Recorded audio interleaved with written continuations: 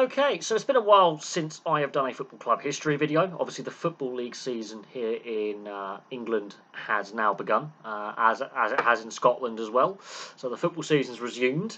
And of course, in the last couple of weeks, if you've watched some recent videos, I've acquired some more sports memorabilia. A lot of it is to do with the old Football League. So we're going back pre-Premier League era.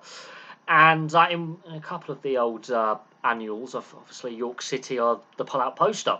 So let's have a look at York City. Now, they are currently in the non-league. They're currently in the National League. It's been a while since they've been a Football League club. They've had 3 spells outside the Football League in their existence.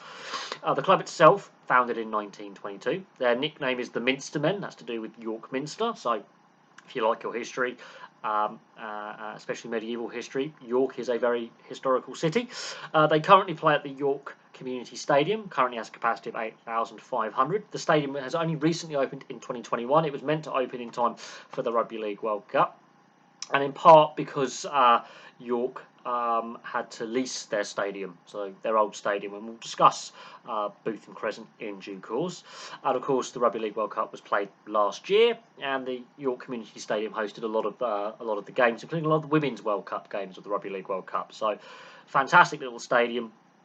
It's a very modern facility, and York City fans can be quite proud of that facility. Now, let's have a look at the history of York City. So they're founded in 1922 and they start playing in the Midland League as it was then. They are elected to the Football League in 1929. Since they've been founded, they've had 3 home grounds. They start off at Fulford Gate between 1922 and 1932. Then they moved to their ground of Bootham Crescent, which is their home from home, really. That is their historical home between 1932 and 2021. And now currently, obviously, since 2021, they've been at the York Community Stadium for the last couple of years. Now, their history. They are in the Midland League between 1922 and 1929.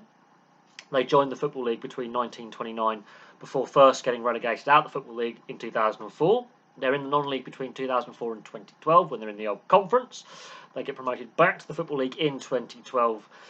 Brief stay until 2016, and they're relegated back to the non-league in 2016, where they have been since till now. They've spent some spells in the National League North as well.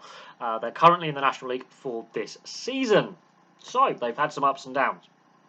Now their records, the club records. Appearance record is held by Barry Jackson. 583 appearances between 1958 and 1970.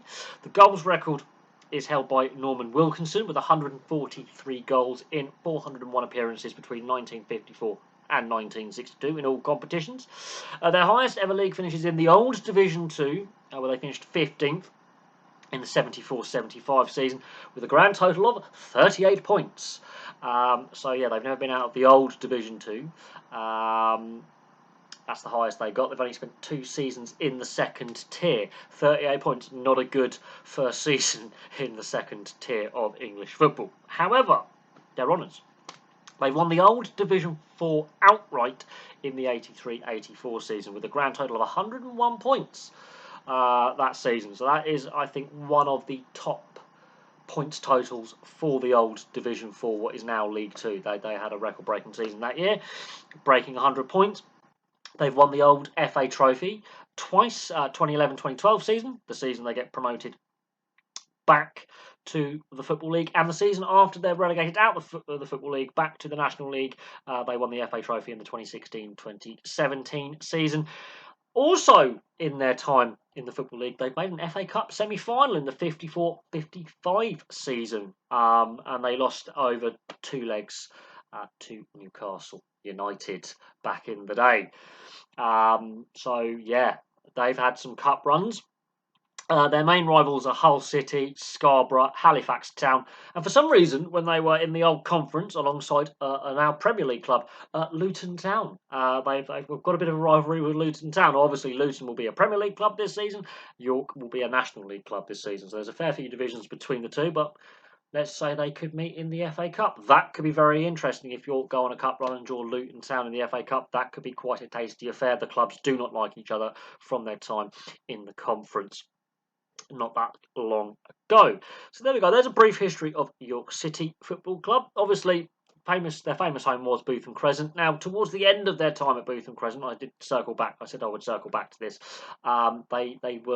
They had to buy back the stadium, sort of, and they had to lease the stadiums. The stadium, what they owned the stadium, then they didn't, and they did, and they didn't. And in part of that's why they needed a new stadium, which is the York Community Stadium, which was one of the host stadiums for the Rugby League World Cup at the end of last year, which is why they moved. But Bootham Crescent, there were some money issues with the club, and so they sort of had to sell the stadium and then lease it back to themselves.